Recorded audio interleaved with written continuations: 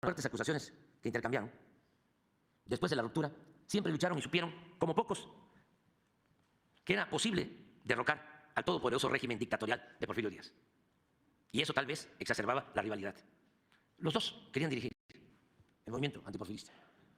Lo intentó primero Ricardo Flores Magón. Convocó varias veces, 2, 3 veces, a tomar las armas en contra de Porfirio Díaz. No tuvo éxito. Incluso esos levantamientos llevaron a la represión, al encarcelamiento de dirigentes. Por ejemplo, en uno de estos levantamientos detienen en Chihuahua a dirigentes, quiero acordarme, de los hermanos de San Luis Potosí. ¿Cómo se apellida? No, sí, Camilo y Ponciano. Pero Juan Sarabia. Detienen a Juan Sarabia. Es importantísima la anécdota, porque lo llevan a Chihuahua, esto como 1906, y lo juzgan como se acostumbraba antes en el Teatro Juárez de Chihuahua. Invitan a la gente que quería presenciar del juicio. Y está Juan Sarabia, extraordinario escritor.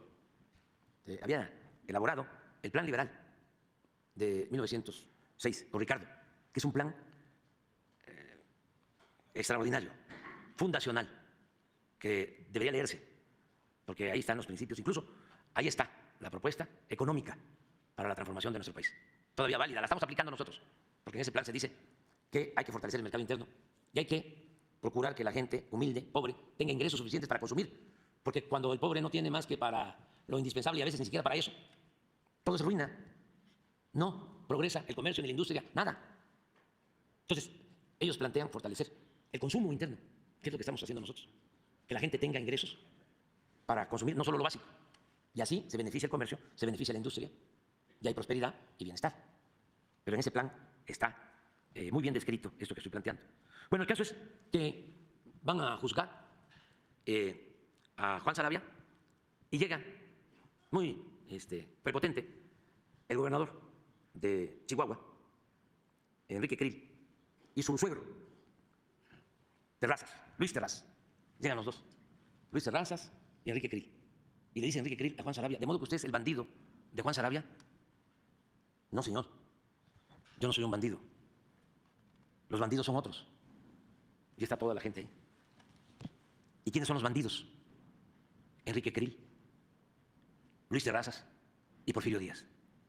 Y ahí se acabó el juicio.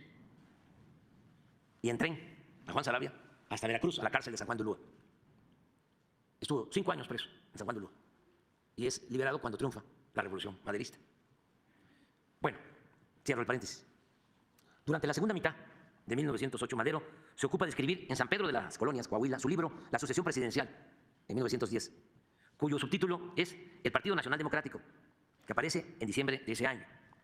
El libro, como afirma Daniel Cosío Villegas, es el mejor análisis crítico del régimen porfirista, desde la aparición en 1892 de la cuestión presidencial, en 1876, escrito por José María Iglesias. Desde luego, esta opinión de que era y es un buen libro, La sucesión presidencial, no la compartieron los intelectuales de su época, y muchos en la actualidad le escatiman valor literario y científico.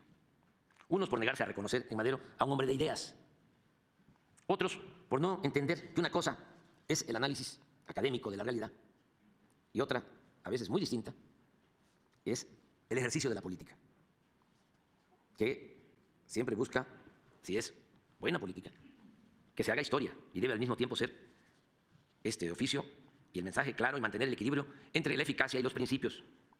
A sus contemporáneos les pareció que Madero ni siquiera estaba dotado de conocimientos para escribir un libro, empezando por su abuelo, don Evaristo Madero, que era porfirista, su abuelo. Quien duda de que su nieto lo haya escrito, decía don Evaristo, pues lo considera incapaz de semejante proeza.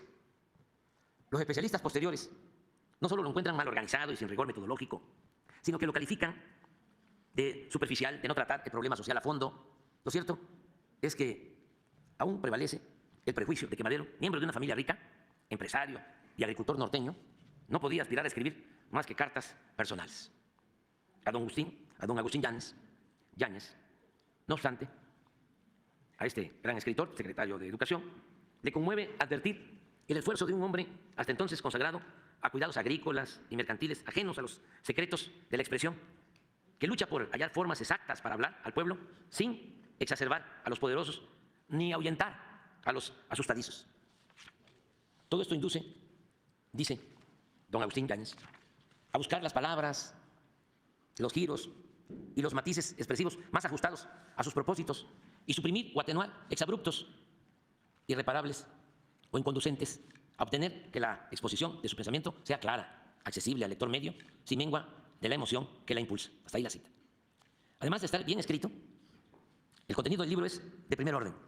Repasa los males de la nación, cuestiona las injustas guerras de Temochic y Valle del Yaqui, sostiene que las huelgas de Cananea y Río Blanco tuvieron su origen porque Porfirio Díaz recibía apoyo de los capitalistas, critica la falta de libertades, la política exterior, el estancamiento de la educación y las actividades agrícolas, mineras e industriales, y el mal manejo de la hacienda pública. Señala que el progreso material se había logrado con una enorme deuda. Esto, por ejemplo, se desconoce. Cuando se piensa en el gobierno de Porfirio Díaz, siempre se habla de que era un gobierno muy eficaz en el manejo de las finanzas. Es de los gobiernos que más se endeudó, o mejor dicho, que más endeudó al país. Señala que el progreso material se había logrado con una enorme deuda, lo cito, con un pasivo aterrador. Cuestiona a Ramón Corral, aspirante a la vicepresidencia de la República, entre otras cosas, por su responsabilidad en la guerra del Yaqui y por su nula vocación democrática, inclinado a ser más partidario de sus allegados que del pueblo. A Bernardo Reyes, el otro candidato a la vicepresidencia, lo considera profundamente imbuido en las prácticas absolutistas y asegura que con él, en lugar de Díaz, habría en México un régimen del sable, más fiero y pesado.